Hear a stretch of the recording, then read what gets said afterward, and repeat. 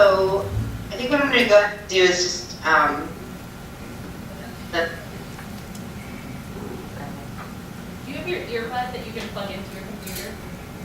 That might help with Say- the, do you have an earbud that you can put in with your computer that might help? I do. I'm wondering if one second.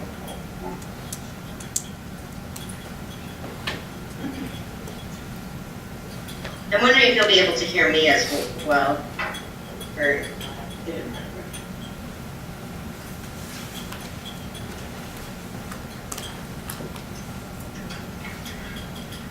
apparently I've never used the. Sorry, I haven't looked at myself this much in a computer ever. So. No, I know. There's a big one. Thank you. Thank Got you. your giant screen. I haven't taken the Kardashian selfie. Where's it? Proper placement. Okay. Much better. So I think what I'm going to go ahead and do is share my screen with you guys. You should, I'm finding that button. Hold it should be at the on. bottom. It should be at the bottom. Yes. Okay. Right in the middle, there should be a green option for you to share your screen. Yeah, there's a whole bunch of options as soon as I get that. Let's try that. Yep. Okay, great. So good morning, everybody. I hope you guys are having a great conference so far and that everything's gone really well. What I'd like to do is go through, we've been working with the data system and display group for the last year on kind of defining the challenges and what our recommendations would be around those challenges. So I'm just going to go through these and then we'll have a conversation after each one that I discuss. My understanding is that I have an hour, is that correct? Can you zoom in on your document to be a little bit larger? Yes. Thank you.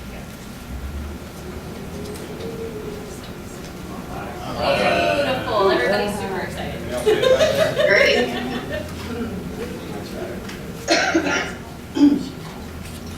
So I'm just going to go through these and then we can discuss each one as we go through. So the first recommendation is about validating indicators and thresholds. And we want to make sure that that's a big piece.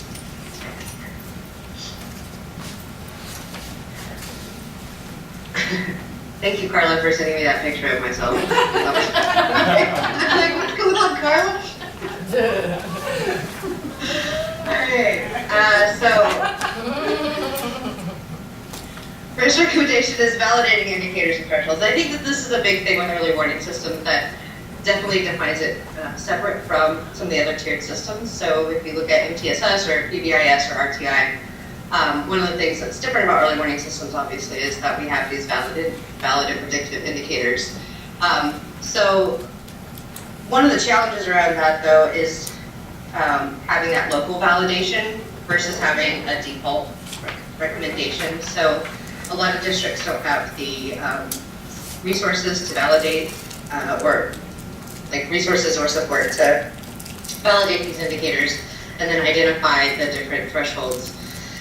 So that's something that we're kind of trying to wrestle with on whether we say, yes, I think pretty much where the group has come up so far is that we want to provide districts with a base set of like, this is kind of what nationally what we think you should start at, and then with the recommendation though of that if you have the ability to check those check those indicators and thresholds to make sure that they actually represent your kids, that would be best.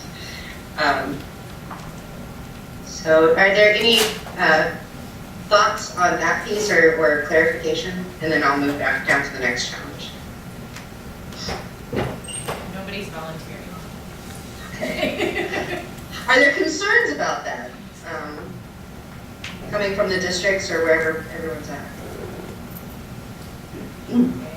Oh, yep. I don't have a concern. I actually really like the idea of a guide for analysts and other users because I think the nationally set PET scores can sometimes be, as is problematic if it doesn't quite align with your district's priorities.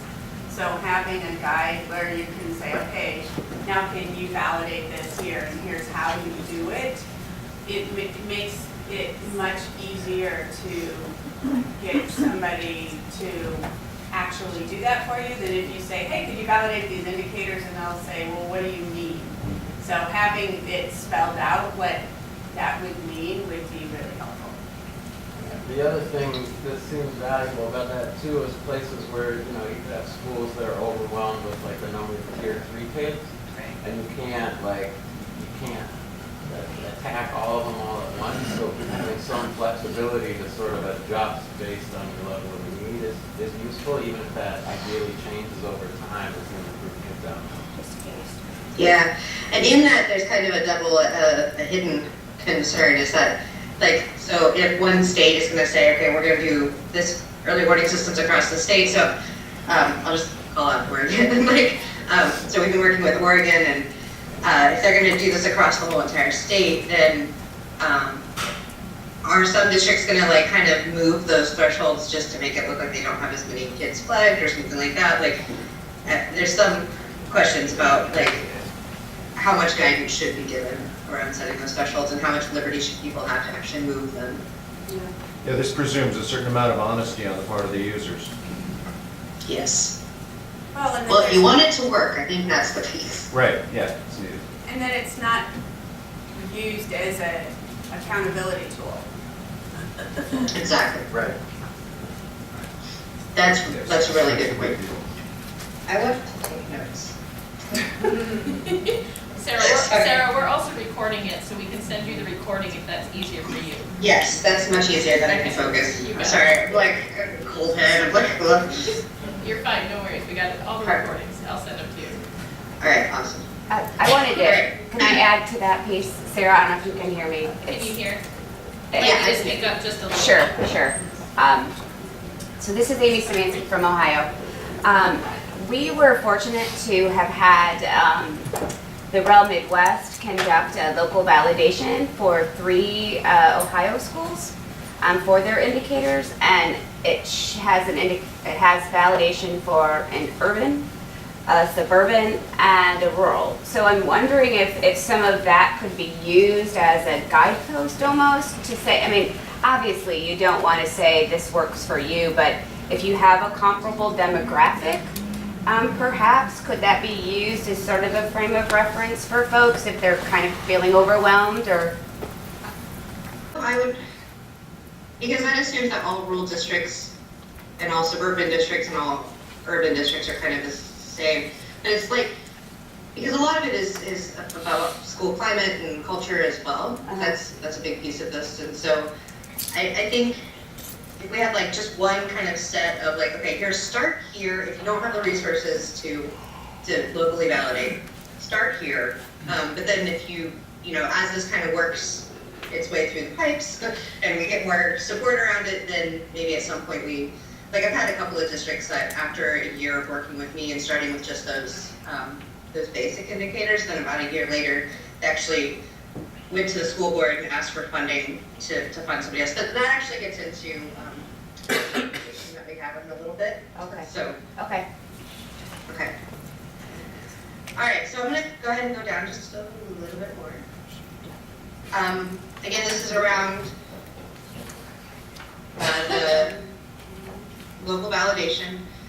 So competing early warning system models, there's been, one of the potential solutions would be the self-service model where instead of feeding a finished product into an organization, you could actually create this infrastructure that could be used locally to create their own reports. So that's something that Montana does right now, is that basically people put in they upload their data into the system. It's never held by the state itself, but it does do the validation for them in a way, and then gives them back their reports. So that was one thing that we were thinking.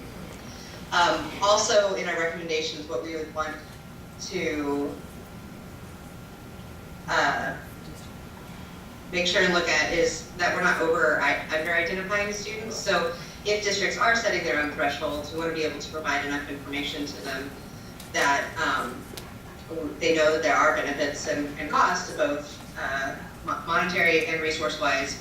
If we over-identify kids, or also if we under-identify kids, we lose a lot of kids that, or don't identify a bunch of kids that actually need the support. There's also this trade-off between flexibility and interpretability. So the local accommodations that need to be considered should start, could start to validate by the district and then create parameters for different local conditions. And this is just another piece that we've been trying to think about, like what would we actually suggest for districts to start out with. The other possibility would be able to create a software solution possibly for like the back-end model. So again, providing these predictive model formulas so that people can do their own validation. I think that was it kind of sums up a lot of that I just talked about, was just being able to provide districts with the tools that they need to actually validate this on their own. Can I ask one more question, Sarah? I'm sorry. So I do know that I have seen a document also that was about districts creating early warning indicators. It was, I don't know if it was AIR or REL West or something. Is that a comparable kind of a resource guide to help schools? What was the beginning of that? It's called the District Guide for Creating Early Warning Indicators. For validating it? For validating, right. Is it by REL Midwest? I don't know. I think REL Midwest, I think Jimmy Scala was, I'm just wondering how yeah, that's it. If Jenny was doing it, yeah. yeah, I really like that guide. I think that I'm not ready to say that like that's definitely the end all be all, or, because I think there's a couple of different ways of validating indicators, so Okay. We've brought together like 4 different ways of validating these indicators. It's not like a perfect science, I don't think. There's some art to it. And so I particularly like that guide from REL Midwest, but I would definitely want to put that through the larger data group before just saying that. But it would be something like comparable to that. Okay. I mean, that would be like the hard copy kind of version of that, but then this software solution would be like, all right, we have something that you can just put onto your student information system. Edify is a really big Yeah. player in this, and so Okay. if there was some way to actually allow the districts to just use something in Edify and then have it spit out the correct validation. Awesome. Okay, thank you. Any other thoughts?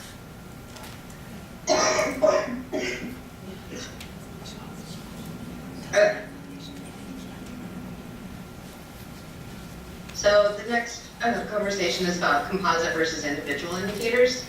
And there's a couple of different ways that you can think about this. The benefit to having a composite indicator, so what the group has kind of talked about is having both. So maybe having something where we can, that's composite, that we can actually identify and prioritize which students we're actually going to be talking about. But then having the individual indicators so that we can actually get down into root causes of why the student is struggling. So it's like, so in Montana, for example, they use a predicted dropout probability score that's calculated for them. And so each kid gets like basically a number, and the higher the number, the more of a probability they are dropping out. So the districts can actually look at it and say, okay, we're going to focus on kids that are just starting to like look like they're having some major issues. So I think some of the schools have used like a cutoff of like 12 and 15 or something like that. And then that just allows them to be able to say, okay, this is a smaller, more manageable group of kids that we can discuss. And then we can actually look at, okay, what is causing this composite indicator to be higher? Is it the attendance? Is it the behavior? Is it the course performance? Or any other indicators that we have going on? So that's kind of like the idea behind having this composite and the individual indicator. The composite would be some kind of combination of the different indicators that kind of summarizes it to just give teams a little bit something more to like identify the kids.